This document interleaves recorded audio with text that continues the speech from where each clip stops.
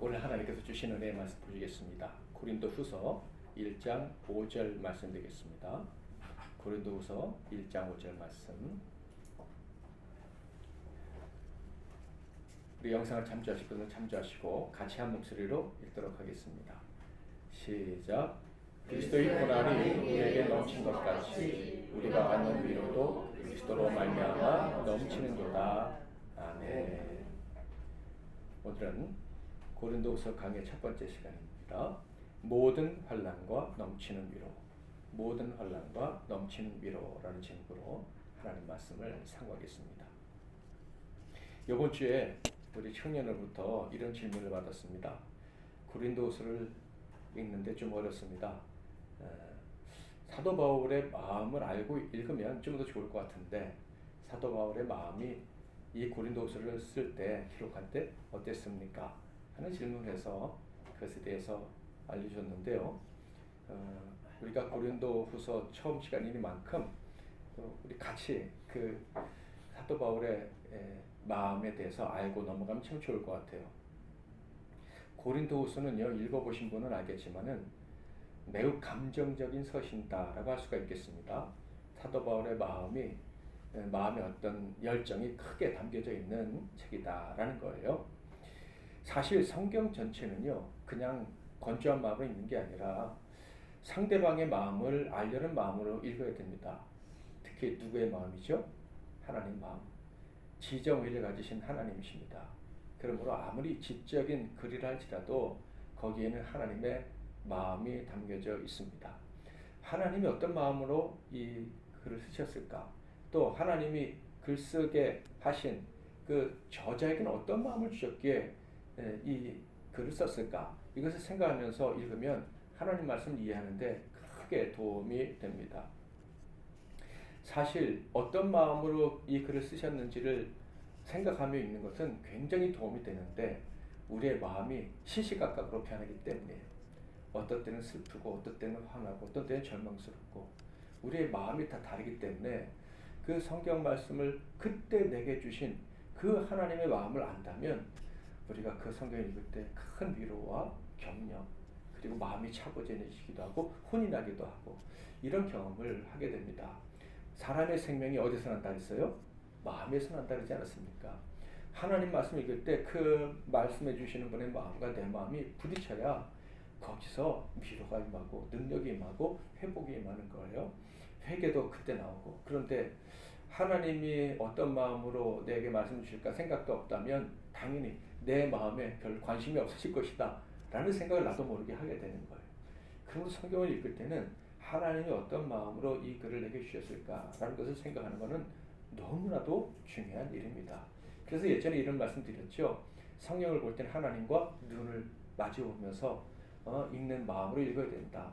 그 마음으로 읽을 때 바로 내 마음에 치유와 회복이 일어날 수 있기 때문인 거예요. 성경을 읽을 때 하나님이 화가 나셔서 이 말씀하셨을까? 아니면 기분이 좋으셔서 이 말씀하셨을까? 벌을 내리시겠다고 이 말씀하시나? 아니면 복을 주시겠다고 말씀하시나? 넘치는 사랑을 주체할 수 없어서 이 말씀을 내게 주시나? 아니면 서운하셔서 이 말씀을 내게 주시나? 이를 생각하면서 읽어야 하는 거예요. 그런데 그 하나님의 마음을 찾아서 읽다 보면 제일 흔하게 나오는 게 무엇인 줄 압니까?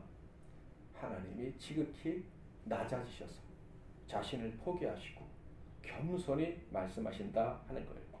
빌립보서 2장 5절부터 8절에 보면 너희 안에 이 마음을 품으라 곧 누구의 마음이니? 예수의 마음. 그 예수님은요 어떻게 되셨다고요? 자기를 하나님처럼 여기지 않고 자기를 낮춰서 종의 마음을 가지시고 사람들과 같이 되셔서 심지어 우리보다 더 낮아지셔서 우리에게 말씀해 주신다.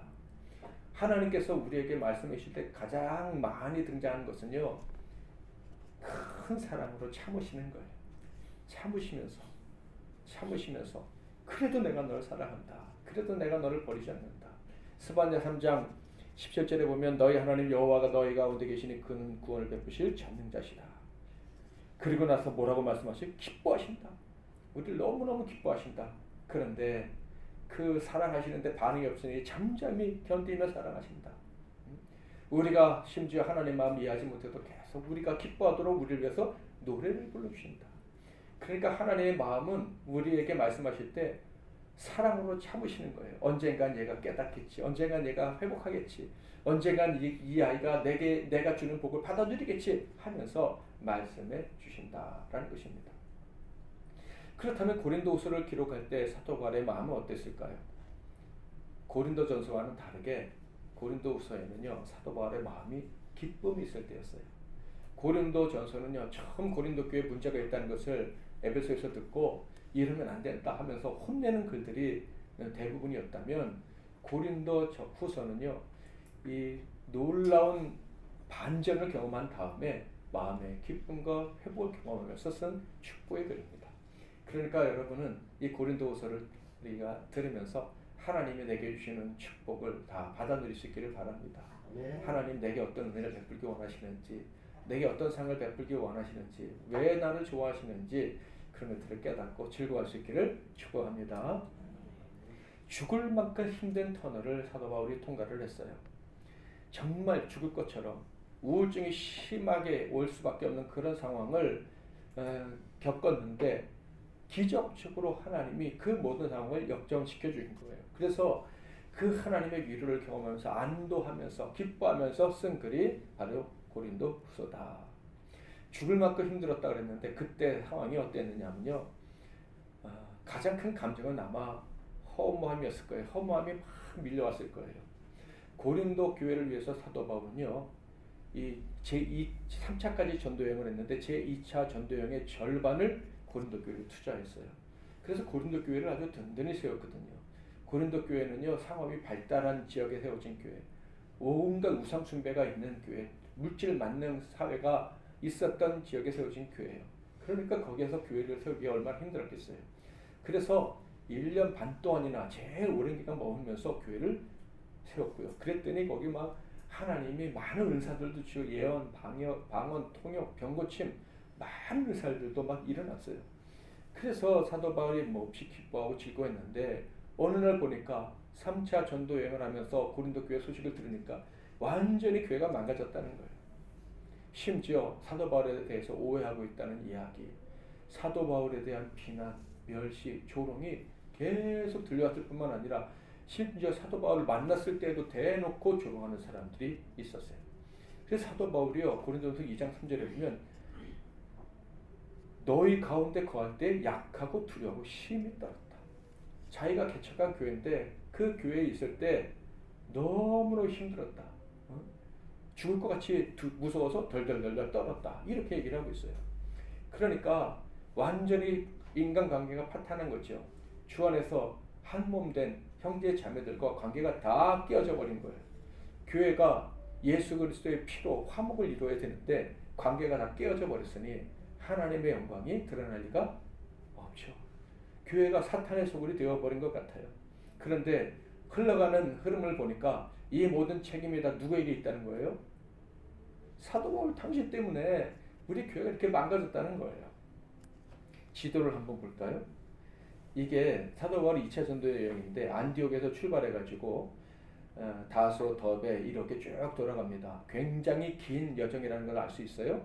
그런데 거기 보면 여러분 보실 때 오른쪽 아래쪽에 보면 마게도냐가 있죠. 마게도냐 있고 그 밑에 고린도가 있습니다. 그러니까 긴 여정 중에서 그 고린도에만 절반 3년의 전도 여행 중에서 1년 반을 거기 머물면서 교회를 세웠으니까 가장 정성을 들였던 데가 바로 고린도 교회다. 그런데 말씀드린 것처럼 3차 전도 여행 중에는요, 저기 보면 아시아라고 되어 있는데 주홍색으로 에베소라고 있습니다. 3차 전도 여행 때는 이 에베소에 한 3년 동안 머물면서 사역을 했었는데요. 그 에베소에서 연락을 받은 거예요. 그 에베소에서 고린도 교회에 문제가 있다는 것을 이제 들어가지고 편지를 먼저 보냈어요. 그런데 그 편지는 성경에 기록되어 있지 않습니다. 그걸 1차 편지라 그래요. 1차 편지를 보냈는데 조금 있다가 그 편지를 받은 고린도 교회가 어떻게 반응했는지, 글로에의 집이라는 말 들어보셨죠? 글로에라는 사람은 여자인데 아주 큰 거상이었어요. 이 거상의 종들이 이제 와가지고 연락을 해줬는데 고린도 교회가요 바울의 편지를 듣고 회개하고 돌이킨 게 아니라 문제가 더 심각해졌어요. 당파 싸움이 얼마나 심해졌는지 몰라요. 우상 제물을 먹느냐 마느냐 하는 문제, 은사가 어떤 게 좋은 은사고 나쁜 은사냐, 뭐 은사를 가진 사람은 대접을 받고 은사를 못 받은 사람은 대접을 못 받고 뭐 이런 문제, 성만찬을 뭐 마음대로 하는 문제, 그리고 뭐 바울파, 개바파, 예수파, 베드로파 하면서 막 갈라진 문제, 게다가 음행의 문제, 무질서한 예배가 드려지고 있다는 문제, 심지어 거짓 교사들이 막 들어가가지고 교회가 막 싸우니까 거짓 교사들까지 들어와서 교회가 막 난장판이 됐다는 이야기, 그 얘기를 들은 거예요. 근데 사도 바울이 얼마나 마음이 힘들겠어요. 딱 들어보니까 이건 교회라는 이름을 가졌지만 당연히 그 교회도 주님의 교회는 맞지만 너무 미성숙한 교회인 거예요. 어린아이 같이. 은사도 있고 물질도 풍성하고 지식도 많은데 그런데 성숙한 사람은 보이지 않는 그런 교회. 영적이지 못한 교회죠. 사도 바울이 너무 속상해가지고 그래서 이제 그들에게 약속을 합니다. 내가 가겠다. 내가 가서 문제를 해결하겠다. 이렇게 얘기를 합니다. 그래서 고린도후서 1장 15절에서 16절에 보면 뭐라고 약속을 했었느냐 하면 내가 이제 3차 여행 중에 에베소, 고린도,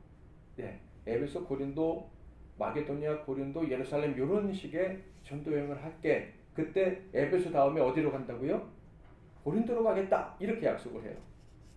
그런데 사도 바울이 사역하다 보니까 문제가 생겨서 또다시 얘기를 하기를 내가 부득이하게 마게도냐 먼저 들렀다가 고린도로 가야 될 것 같아. 이렇게 얘기를 합니다. 그런데 결론적으로 어떻게 됐냐면요. 에베소에서요. 배를 타고 그냥 고린도로 바로 가버립니다. 그것이 성경에 기록되지 않지만은 고린도서 2장 1절 또 13장 1절에 보면 사도 바울이 방문했었구나. 13장 1절로 볼까요? 내가 이제 세 번째 너에게 가리니 이렇게 얘기하는 거 보니까 두 번째 간 적이 있었던 거예요. 그것을 근심의 방문이라고 하는데 이 교회가 문제가 너무 심각했고요. 고린도전서를 써서 보냈거든요. 그랬는데도 문제가 해결이 안 되니까 너무 근심이 돼가지고 사도 바울이 그냥 급한 나머지 원래 에베소 들렀다, 마게도니아 들렀다, 뭐 어쩌고저쩌고 하겠다고 해놓고서 그냥 가버린 거예요. 가서 해결하겠다고 갔는데 말 그대로 그 방문은 근심의 방문이 되고 말았어요.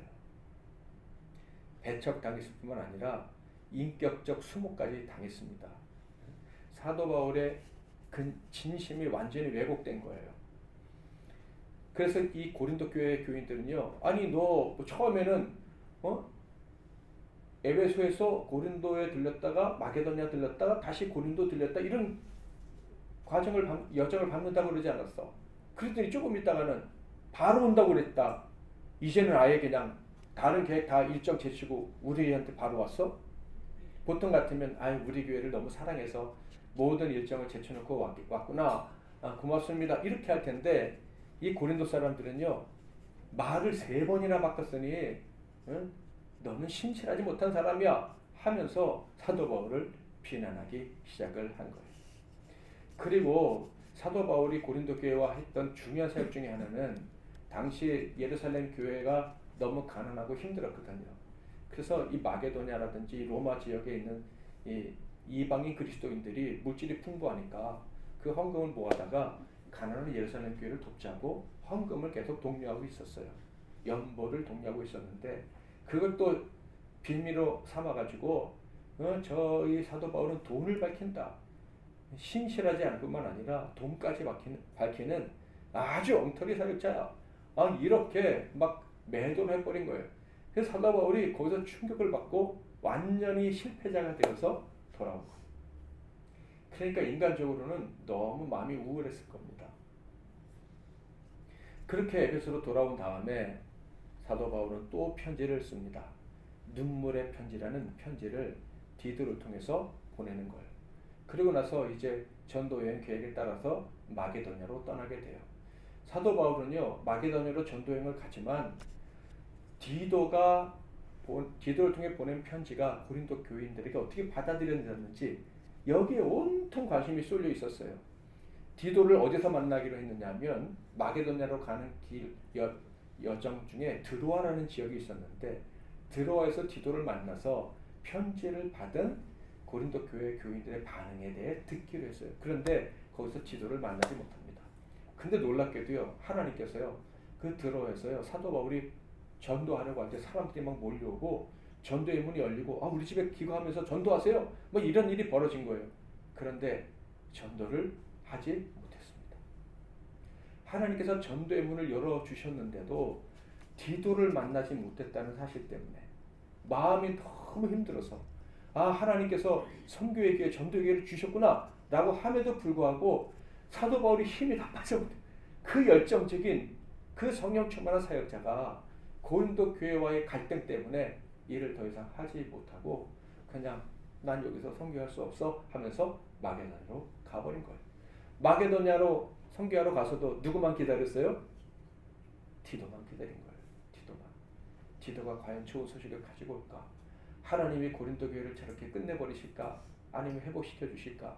그냥 마음이 완전히 가라앉은 상태에서 디도만 기다리고 있었는데, 그런데 드디어 마게도냐로 디도가 옵니다. 드로아에서 만나지 못하니까 마게도냐까지 디도가 쫓아왔는데 그 소식이 사도 바울을 너무나도 놀라게 하고 사도 바울을 너무나도 크게 기뻐하게 만들었어요. 놀랍게도 편지를 첫 번째 편지, 그 다음에 고린도 전서, 그리고 눈물의 편지 3번을 보냈잖아요. 2번을 보낼 때까지 그렇게 완고했던 자들이 3번째 편지를 받고서는 놀랍게도 회개하고, 그리고 이제 순종하겠다고 결정을 하고, 그리고 사도 바울을 만나고 싶다고, 사도 바울의 말씀을 듣고 싶다고, 사도 바울 사모한다는 얘기까지 한 거예요. 그 이야기를 디도가 사도 바울에게 들려준 거죠. 기적이 일어난 거예요. 아니, 완전히 갈라진 마음, 완전히 찢어진 마음이 어떻게 하나가 될 수 있어요? 이것이 사도 바울에게는 너무나도 큰 위로가 되었고 너무나도 큰 기쁨이 되었어요.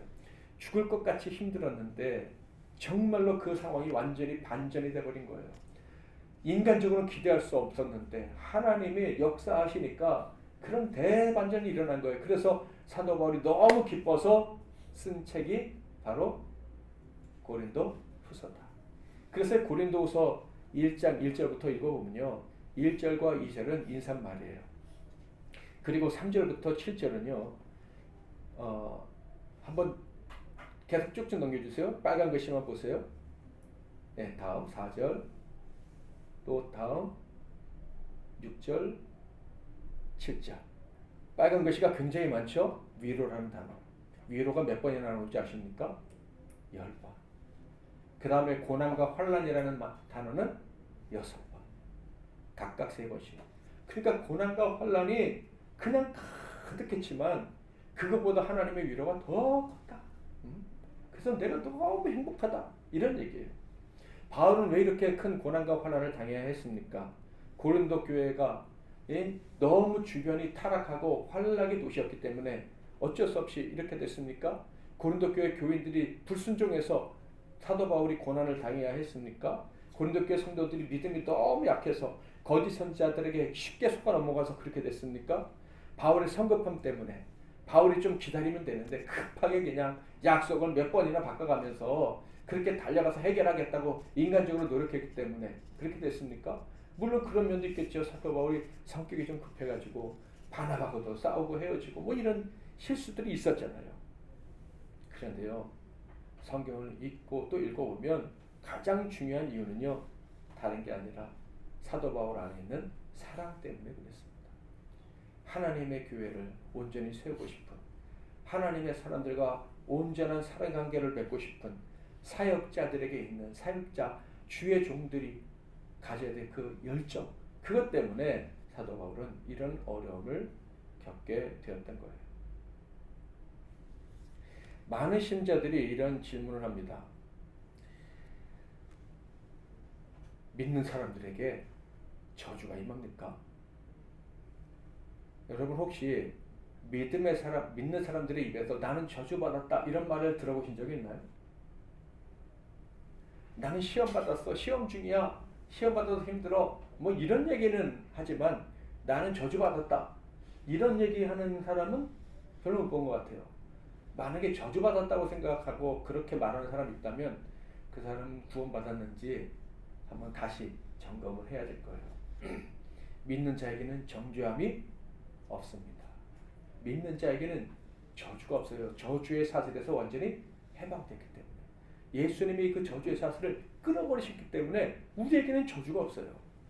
심지어 무시무시한 죄를 짓다가 걸려도 마찬가지예요. 가늠하다 현장에서 잡힌 그 여인, 저주받아 마땅한 인생이었잖아요. 그런데 그 여인도 누가 택한 사람이에요? 하나님이 은혜 주시기로 작정하시고 택한 사람이었어요. 그래서 그 여인에겐 저주가 임하지 않아요. 정죄에 따른 형벌, 회복의 기회가 없는 형벌이 주어지는 일이 없었다. 예수께서 일어나서 여자 외에 아무도 없는 것을 보시고 이르시되 여자여, 너를 고발하던 그들이 어디 있느냐? 너를 정죄한 자가 없느냐? 대답하되 주여 없나이다. 예수께서 이르시되 나도 너를 정죄하지 아니하노니 가서 다시는 죄를 범하지 말라 하시니라. 하나님의 사람들, 사명을 받은 일꾼들, 하나님이 은혜 주시기를 작정하는 사람들에게는요, 고난이 크게 임할 수 있습니다. 죄 때문에 어려움을 당할 수도 있고요, 죄와 상관없이 고통을 당할 수도 있어요. 그런데 그들에게는 저주가 임하는 것이 아니라 생명의 빛이 언제나 찾아옵니다. 아멘. 생명의 빛이 그들에게 비쳐서 그들을 하나님이 위로하시고 다시 살 수 있는 힘을 주시는 거예요. 요한복음 8장 12절 같이 한번 읽어볼까요? 시작. 예수께서 또 말씀하여 이르시되 나는 세상의 빛이니 나를 따르는 자는 어둠에 다니지 아니하고 생명의 빛을 얻으리라. 누구에게 하신 말씀이에요? 그 여인, 너를 정죄할 자가 아무도 없어 라고 말씀하신 다음에 나를 따르는 자에게는 생명의 빛이 임한다. 생명의 빛이 임한다. 여기서 생명의 빛은 무엇입니까? 하나님의 영광을 아는 빛이에요. 하나님의 영광을 아는 빛. 이게 무슨 뜻인 줄 아십니까? 그 생명의 가치는 무한하다는 거예요. 그 생명의 가치는 무한한 가치를 가지고 있다는 거예요. 이 음란하다가 걸려서 이 돌에 맞아 죽을 뻔한 여인도 예수를 따르는 자가 되기로 작정되어 있었기 때문에 그 생명의 가치는 무한한 줄 믿습니다. 그러니까 세상에서 쓸모없는 사람처럼 죽지 않는 거예요. 생명의 빛은요, 어두운 가운데 비치는 빛이에요. 아멘. 아무리 흑암 가운데 있는 것 같아도, 고난 때문에 아무리 깊은 어둠으로 뚝 떨어진 것 같아도 하나님의 택하신 사람에게는 빛이 비칩니다. 갈 길이 보여지는 거예요. 그런데 고린도후서에는요, 그걸 뭐라 그랬는 줄 아십니까? 그 생명의 빛을 가진 사람은 보배를 가진 사람이다. 보배를 가진 사람이다. 여러분, 이 보배가 무엇인지 아시죠? 예수 그리스도. 생명의 빛 곧 예수 그리스도. 예수 그리스도를 소유한 사람에게는요, 어떤 고난과 환난도 저주가 되지 않는 거예요. 아멘. 아무리 큰 고통이 와도, 아무리 무서운 환난이 와도 그것이 끝이 돼버릴 수가 없는 거예요. 그것으로 끝나는 그런 저주받은 인생이 될 수가 없다. 그 고통 속에서도 하나님의 영광의 빛을 보게 되고 내 생명이 얼마나 대단한 가치를 가지고 있는지 그것을 깨닫는 빛이 비치는 것을 경험하게 되는 거예요. 아무리 어두워도 빛이 비치니까 길이 보이고, 그리고 아무리 어두워도 빛이 비치니까 걸어갈 수가 있고 목적지를 향해 나아가는 인생이 되는 거예요. 고린도후서 4장 6절부터 9절을 한번 지금 드린 말씀을 생각하면서 천천히 한번 읽어볼까요? 시작. 어둠에 빛이 비치라 말씀하셨던 그 하나님께서 예수 그리스도의 얼굴에 있는 하나님의 영광을 아는 빛을 우리 마음에 주셨느니라. 우리가 이 보배를 진리를 생각했으니 이미 침이 큰 능력은 하나님께 있고 우리에게 있지 않음을 알려 합니다. 우리가 사방으로 우겨쌈을 당하여도 쌓이지 아니하며 답답한 일을 당하여도 낙심하지 아니하며 박해를 받아도 버림받지 아니하며 거꾸로 들임을 당하여도 망하지 아니하고. 아멘. 하나님의 은혜를 입은 사람들, 이 사명자들은요, 흑암 가운데서 사방으로 우겨쌈을 당하는 환난을 당할 때에도 결코 그것이 절망일 때, 저주의 세력이라고 말할 수가 없는 거예요. 물론 하나님의 은혜를 입은 사람도요, 심각한 우울증과 같은 증상에 떨어질 수가 있습니다. 여러분 놀랍게도요, 이 황금의 일 정도로 이 크리스토섬과 같이 대단한 설교가 1850년경에 있었는데, 영국의 설교가 혹시 아십니까? 스펄전. 스펄전. 이 스펄전이 인생은 우울증과의 싸움이다 라고 해도 과언이 아닐 정도였어요. 많은 사람에게 영감을 준 대단한 설교가였지만 이 사람은요, 여러 차례 심각한 우울증을 겪었다라고 합니다. 여러 가지 원인이 있었는데 이 목회 활동 중에 많은 비판에 누구보다 많이 직면을 했었다고 합니다.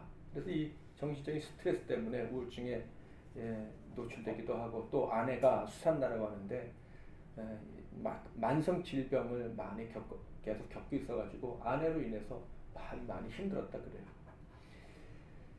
그는 자신이 이런 우울감을 느낄 때마다 영혼의 깊은 어둠, 영혼의 어두운 밤, 내가 거기 있습니다 라고 얘기를 했습니다. 그런데 이때 스펄전은 무엇을 했느냐면 선택을 했어요. 어떤 선택? 하나님께 더 가까이 나아가려는 선택을 했어요. 여러분 아십니까? 이 유대인 정신과 의사 빅터 프랭클,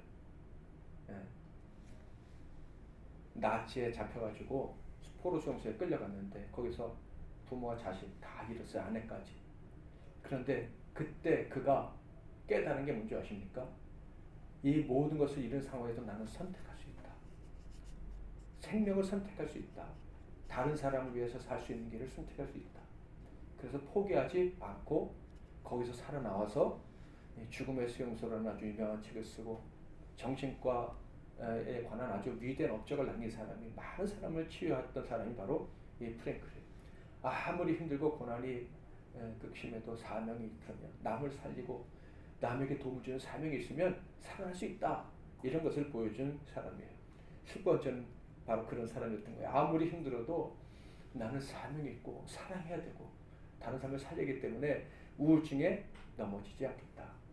여러분 우울증이 심하게 되면 이 자살을 선택한다 그러잖아요.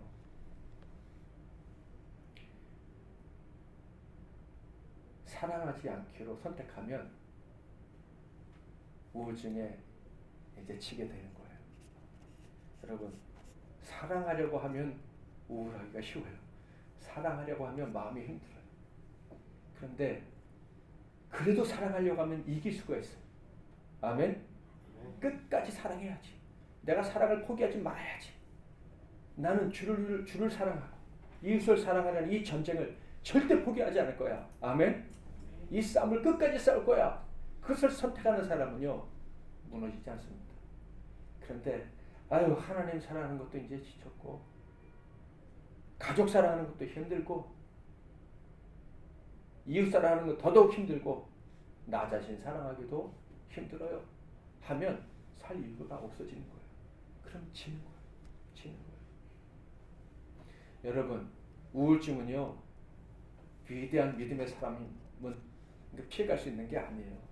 다윗도 우울증에 많이 걸렸었어요. 시를 읽어보면 정말 그랬었구나. 그리고 다윗의 인생을 살펴보면 이 사람이 우울증에 안 걸리고 살아난 게 정말 대단하구나. 심지어 저렇게 좋은 날, 막 번개가 들어서 좋은 날 어떤 일이 벌어졌어요. 집에 딱 들어갔더니 아내가 자기를 조롱하고 있잖아요. 얼마나 기가 막혀. 다윗이 시편 32편에 이런 말을 합니다. 내가 입을 열지 아니할 때 종일 신음함으로 내 뼈가 쇠하였나이다. 주의 손이 주야로 나를 두르시오니 내 진에게 빠져서 여름가물에 마름같이 되었나이다. 하나님이 다윗을 막 프레스로 누르셨나 봐요. 눌러서 이 자기 안에 있는 수분이 다 빠져버린 거예요. 배고파서 등가죽과 백가죽이 붙은 게 아니라 하나님이 눌러서 자기 안에 어떤 신선함이란 도저히 이 목이 말라서 죽을 수밖에 없는 그런 상황에 빠졌다. 다윗의 성가 대장이었던 아삽은 뭐라고 노래했는지 아십니까? 77편 2절. 나의 환난 날에 내가 주를 찾았으며 밤에는 내 손을 들고 거두지 아니하였나이다. 내 영혼이 위로받기를 거절하였도다. 환난 날에 주를 자꾸 또 찾았는데 밤에도 자지 않고 기도했는데 하나님이 자기를 도와주지 않으셔서 이제는 위로받기를 포기했다. 나는 위로받지 못하겠구나. 내 인생에 위로가 없겠구나. 그런 날이 있었다는 거예요. 그런 날이 있었다는 거예요. 여러분 엘리야는 어땠는지 아시죠? 엘리야는 로뎀나무 아래서 하나님 차라리 저를 죽여주세요. 더 이상 내가 살 이유가 없습니다. 그런데 아시죠? 이 사람들에게 임했던 환난과 고난과 그리고 깊은 우울증의 그 함정은 저주가 아니었다는 거. 너무 힘들었지만 그 사람들에게 그게 저주가 아니었어요. 그 환난으로 인한 낙담, 절대적인 고독 이런 것들은요 정말 그들을 힘들게 했지만 멸망에 이르는 치명적인 질병은 아니었다. 죽고 싶을 정도로 힘들었지만 그것 때문에 그들은 죽지 않았다는 거예요. 왜요? 그들은 사명자들, 그들은 주의 군사, 그들은 주를 위해서 싸우고 싶은 마음이 있었던 자들, 다시 말하면 하나님을 사랑하고 이웃을 사랑하려고 했던 사람들이라는 거예요. 아멘.